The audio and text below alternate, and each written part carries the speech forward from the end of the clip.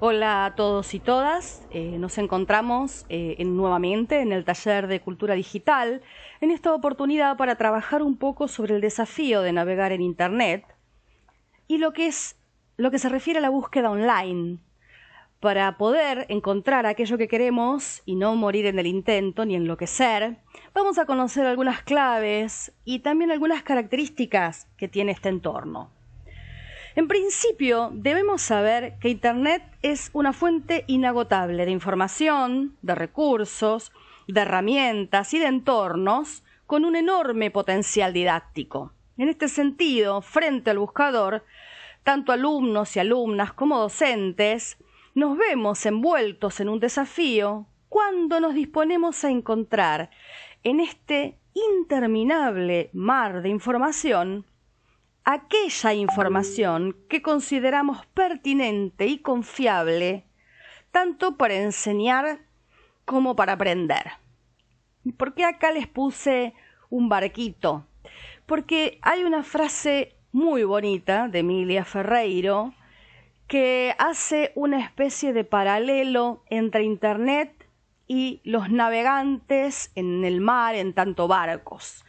Y entonces dice esto, que los navegantes en Internet somos barcos a la deriva. Y si no sabemos timonear, si no sabemos usar las velas, posiblemente nos cueste llegar a destino. Lo mismo me pasa y nos pasa cuando tenemos que tomar decisiones para la selección de información. Entonces, ¿qué es lo que les propongo?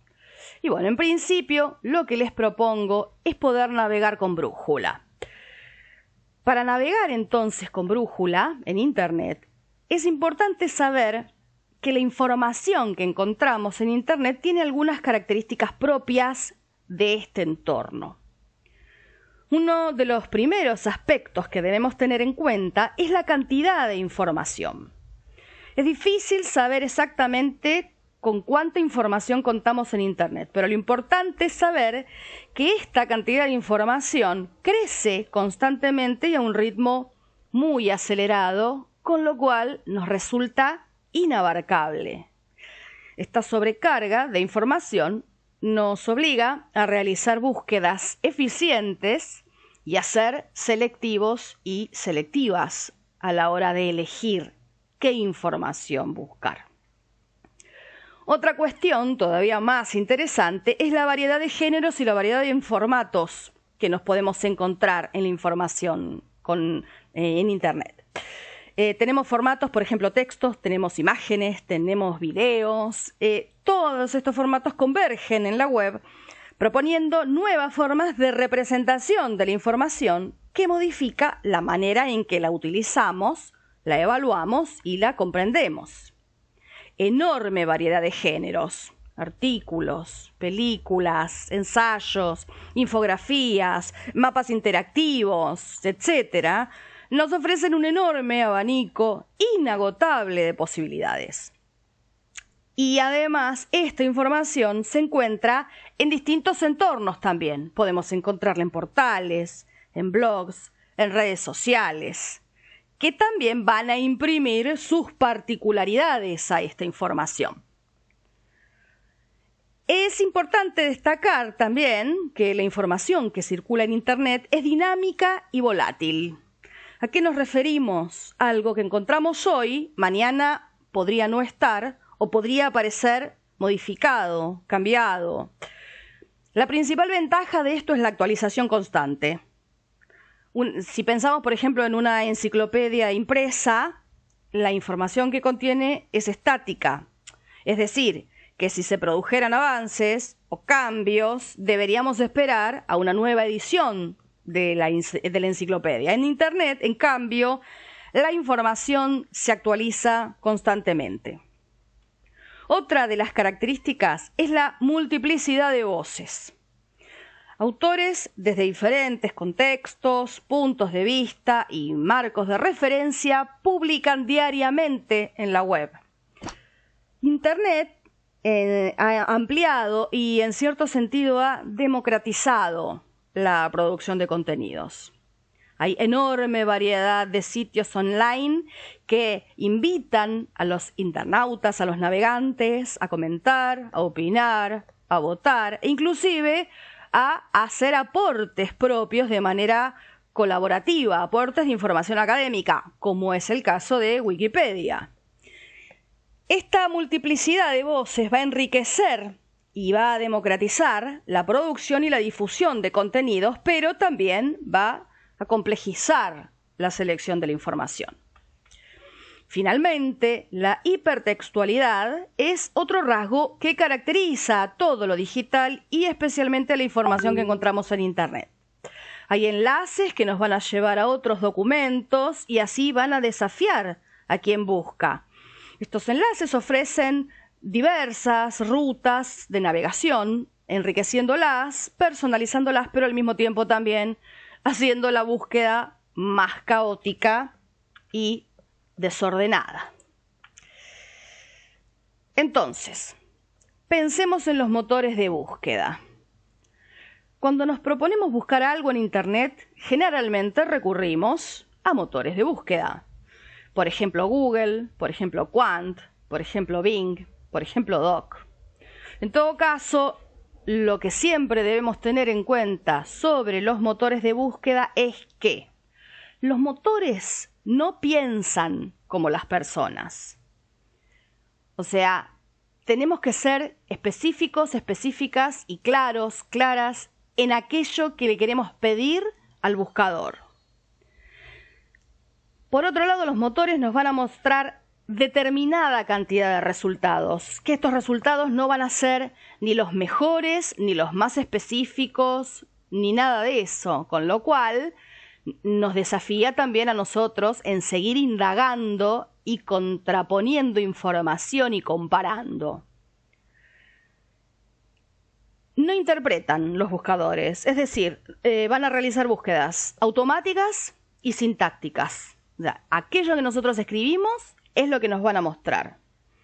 Y finalmente, esto que les decía hace un rato, no van a aparecer los resultados según su calidad. No van a estar ordenados por calidad, del mejor al menos mejor. No. Van a estar ordenados de distinta manera. El criterio de mejor o no tan mejor lo vamos a tener que establecer nosotros en función de aquello que estemos buscando.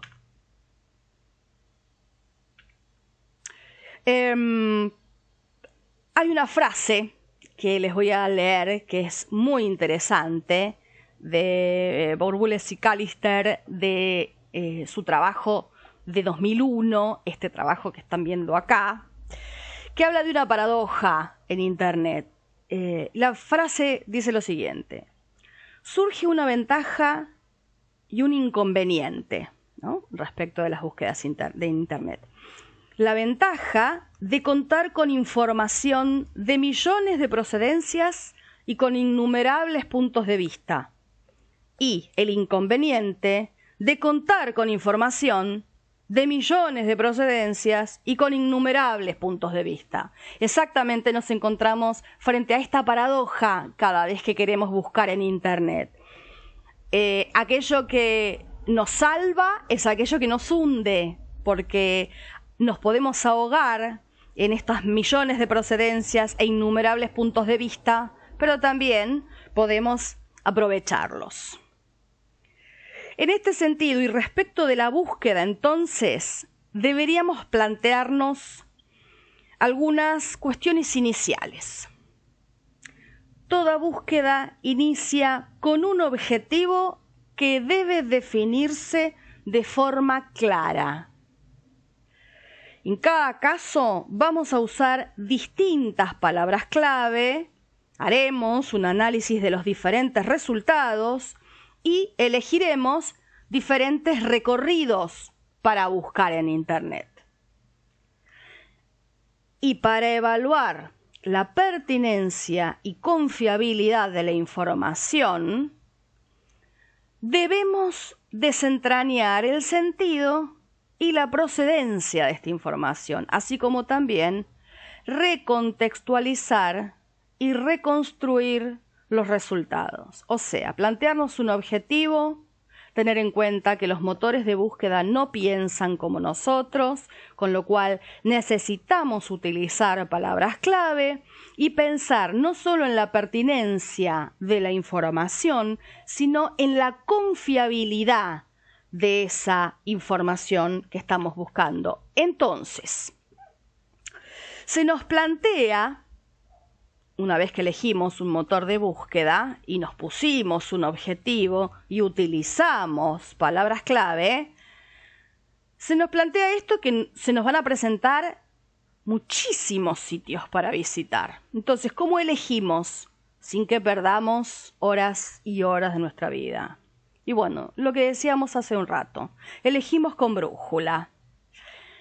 ¿Y cuál puede ser entonces nuestra brújula? Y bueno, algunas preguntas orientadoras que nos podemos hacer respecto de los sitios y de los autores y del contenido de la información. Por ejemplo, sobre el sitio en el que encontramos la información, podríamos preguntarnos, ¿a qué entidad o a qué organización pertenece este sitio? ¿Se puede establecer un contacto con este lugar? ¿A qué tipo de audiencia se está dirigiendo? ¿Cuál es el propósito de este sitio? ¿Informar? ¿Vender? ¿Tiene publicidad? ¿Está actualizado? ¿Explica las normas de uso, o sea, las licencias de uso? ¿Explicita quiénes son los autores y las fuentes de la información que tiene este sitio?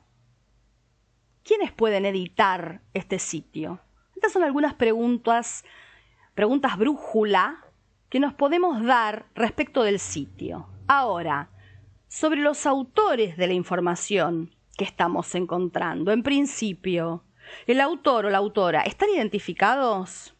¿Hay información sobre autores, nombres completos, referencias profesionales, que permitan ver o investigar la perspectiva ideológica o teórica o epistemológica de quien escribe?